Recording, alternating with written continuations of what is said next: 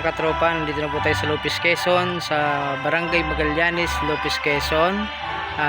Dito po ako nagtapos ng high school. Ito mga katropa, dito po ako nagtapos ng high school 2005, graduate. Ayan. At ngayon po kaya po tayo nandito ay dahil po sa aking anak na si John Dave Villate ay nagtapos na rin po rito ng high school, grade 10 student, high school. Ayan, graduate po niya ngayon. Congratulations nak, I love you. Congratulations po sa lahat ng nagtapos na naman dito sa Barangay Magallanes, Lopez, Quezon. Ayun, thank you Lord, ingatan niyo po at pagpalain niyo po ang lahat ng graduate. Congratulations po sa inyo. Congratulations po sa inyong lahat.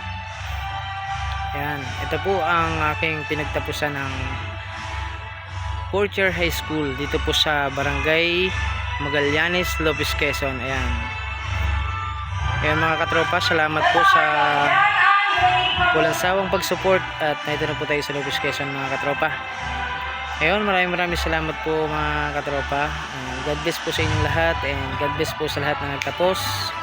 Nawa po ay pagpalain at gabayan ingatan ng Panginoon at makapagtapos pa ng mga college, ang graduate student dito sa Barangay Magallanes, Lopez, Quezon. Ayun, maraming salamat po and God bless.